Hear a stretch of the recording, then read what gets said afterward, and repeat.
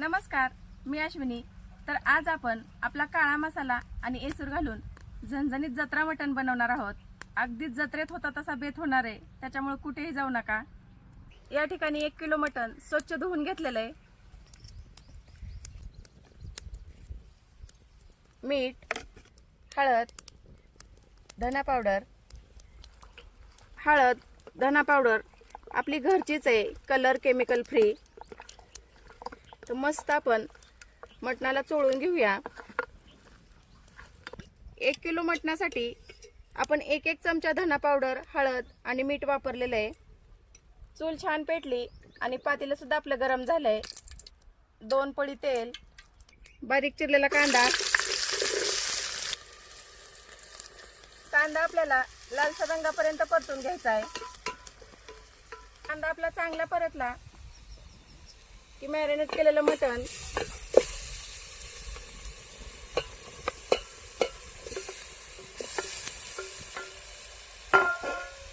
टाकून मटण पण आपल्याला चांगलं तेलामध्ये परतून घ्यायचं आहे। वरून थोडीशी कोथिंबीर,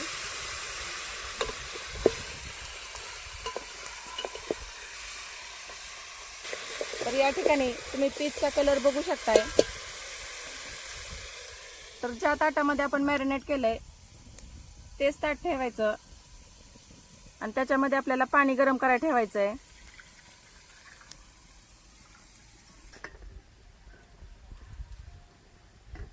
5 मिनिटानंतर ना ताटामधलं पाणी गरम झालंय। गरम झालेलं पाणी आपल्याला पातेल्यामध्ये घालून मस्त मटण हलवून घ्यायचंय। तर झाकण ठेवून आपण मटण शिजवून घेऊया। मटण शिजतंय तोपर्यंत आपण वाटणाची तयारी करूया।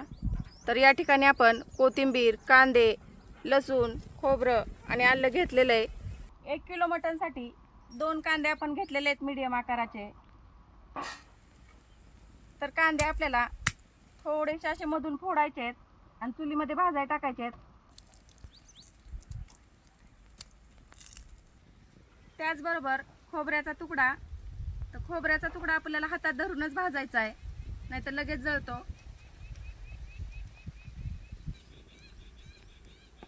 तर चुलीमध्ये आपण कांदा आणि खोबरं भाजून घेतलेलं आहे आणि मी तुम्हाला परत एकदा सांगते, 1 किलो मटणसाठी फक्त 2 कांदे आणि एवढासा खोबऱ्याचा तुकडा। लगेच आपण झटकीपट वाटण काढून घेऊया।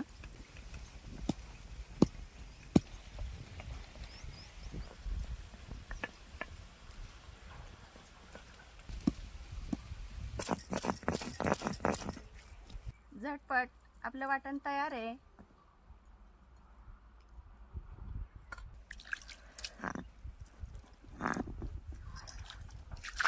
चला बघूया मटण शिजलं का।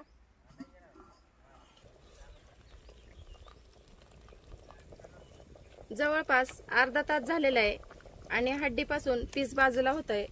मटण एकदम छान गाळ शिजलेलं आहे।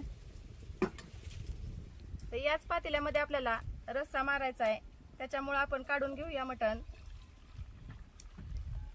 तर रस्सा बनवण्यासाठी पातेल्यामध्ये तेल घालायचं आहे। तर आपल्या मसाल्यामध्ये तेल कमी लागतं, तर फक्त 2 पळी तेल।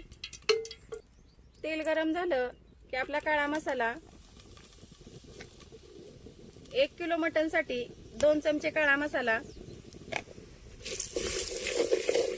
पाट्यावर वाटून घेतलेलं वाटण,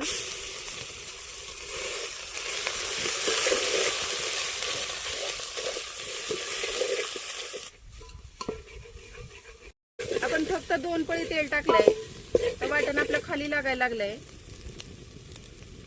तर या ठिकाणी आपल्याला 1 पळी सूप घालायचं आहे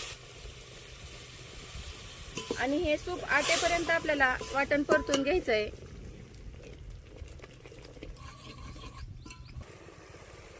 सूप घालून आपण वाटण चांगलं परतलंय। या ठिकाणी तुम्ही बघू शकताय अगदी कमी तेलात तेल किती छान सुटलंय।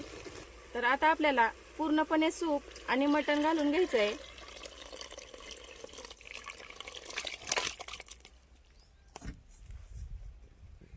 जेवढा रस्सा बनवायचा आहे तेवढं पाणी, रश्याला आपल्या उकळी येते तोपर्यंत आपला येसूर, मटण म्हटलं की येसूर तर आलाच. थोडं थोडं पाणी घालून आपल्याला पातळ करून घ्यायचं आहे.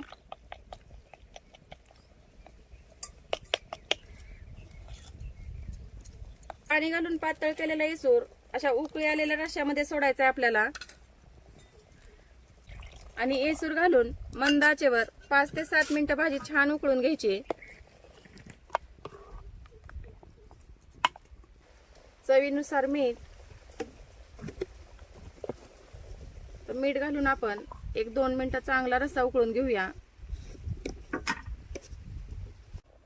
येसूर घातल्यानंतर 5 ते 7 मिनिटं रस्सा चांगला उकळलाय. वरून थोडीशी कोथिंबीर आणि या ठिकाणी तुम्ही बघू शकताय वाटण अगदी आपण कमी घेतलं होतं तरी सुद्धा येसूरने दाटसरपणा आलेला आहे.